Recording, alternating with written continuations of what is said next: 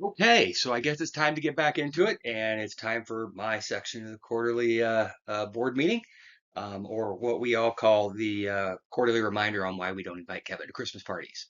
But anyway, instead of what we focus on a lot in the last couple of meetings, I wanted to talk not so much about the risk posture, where we've been at with some of the modernization efforts, but more so along the lines of what we're talking about when we're talking about a cyber resilience risk strategy for an academic research and healthcare institution. And when we're doing that, what we're really talking about is our institution's growing quite rapidly in size and scope. We've got over 35,000 students now. We've got 6,800 full-time faculty and staff.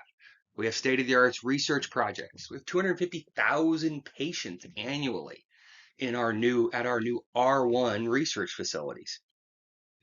With all of this growth in mind, we really need to be thinking more about how we're going to focus on resilience, securing the digital systems that are essential to support these missions, and keeping us focused on being able to protect our infrastructure, our people, and our data from bad actors out there.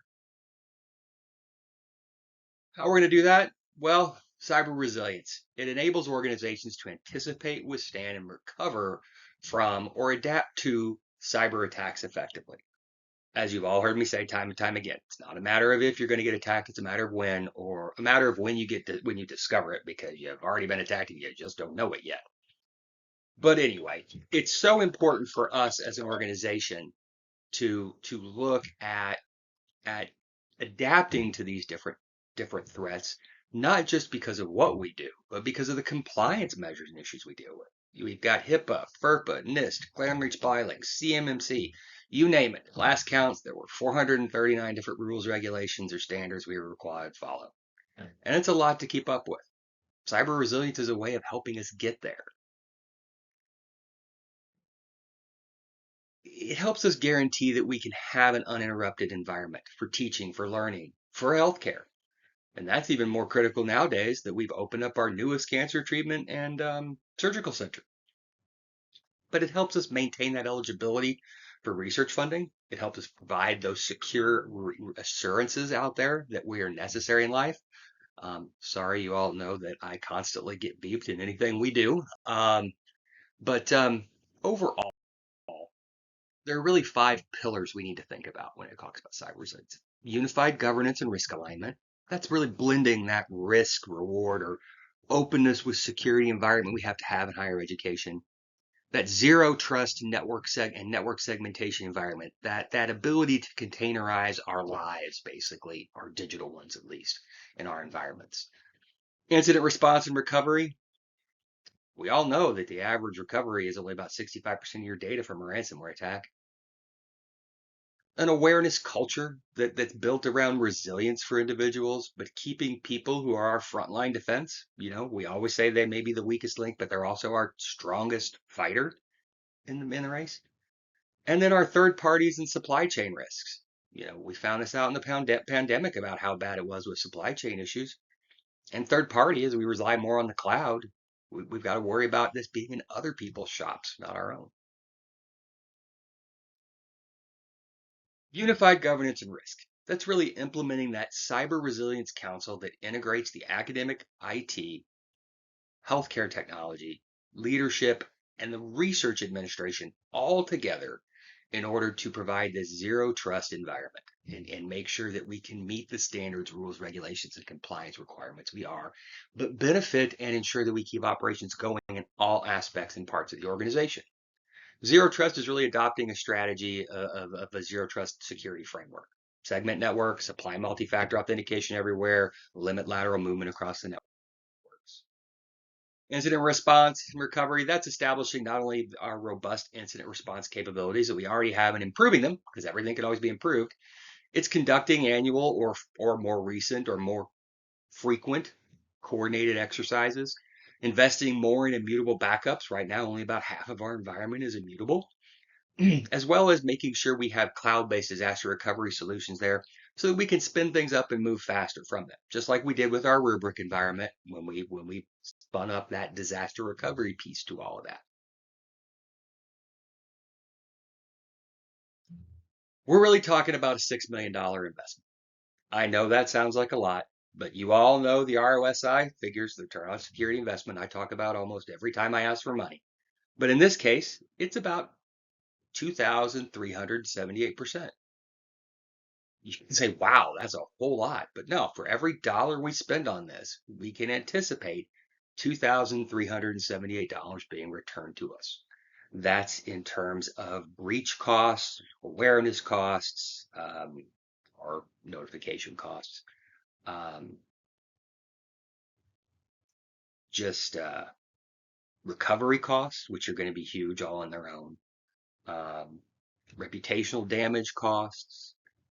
You take it, we've thrown all the costs into that mix to come up with this calculation. But ultimately, when you think about the real investment here, with particularly what we do in the research space and what we do in the healthcare space, and then the students that are entrusted to us by parents to take care of, how do you place a value on human life? So $6 million, is it really worth risking people's lives by not investing that $6 million? What are you going to get for your money? It's pretty simple.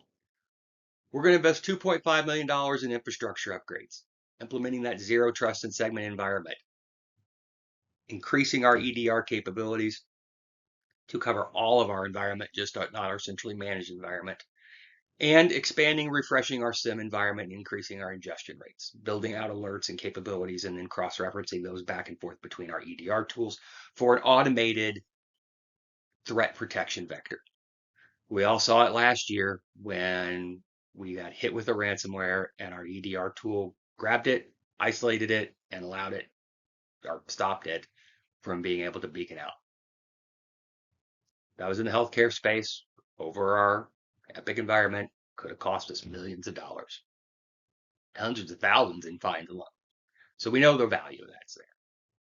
$1.5 million more for resilience activities, I guess we could call them. Some of these are, looking more along the lines of disaster recovery plans and that small increase we get in our system insurance coverage premium that's coming. Because our disaster recovery plans could always be better, of course. But really, we're talking about most of that being over in our immutable backup space because immutable backups allow us to not have to worry about ransoms. As long as we have a good immutable backup, we got the data, we can bring it back. But about $1 million in awareness and training programs, not just to raise skills and improvements across the institution from a general awareness perspective. Our simulated phishing campaigns alone, our ongoing activities, instead of doing them manually, doing them constantly, just on a rotating basis, have shown our click rate to drop from 18%, which is about on par with the national average for higher education, to 5%. So our awareness activities work. Now we want to up those. We want to get more targeted. We want to start to try to really pierce the veil and make them more complex and make them more real world like, I guess. But also investing in training and staff. Not just our staff in the security space, but also all that staff over in the IT world that really needs to be brought up to speed on some of these newer concepts, topics. And then we want to allocate about $1 million for governance policies and risk management frameworks to ensure our compliance is in place. 150,000 that's going to go to CMMC certification attestation alone, paying somebody to come in and do that assessment for us. We're going to have a great deal of cost involved in implementing a new GRC platform for the institution that automates a lot of our risk assessments. I mean, we're currently trying to deal with risk assessments in the tune of, I'm not talking about our internal systems that we have to do, but I'm talking about just our cloud vendor environment is over 800 different applications we're responsible for assessing on an annual or semi-annual basis. So a lot of that's going to be investment in that space to help the GRC component work much better. Overall, when we get to all this, what we've really gotten down to is 1% of the overall budget. Not really that much when you think about it. When it comes down to it, we're really talking about protecting the environment. That's all it gets to. Keeping the healthcare operations running, keeping research strong, keeping education going. With that said, I will close out, and if you have questions, let me know. Thanks.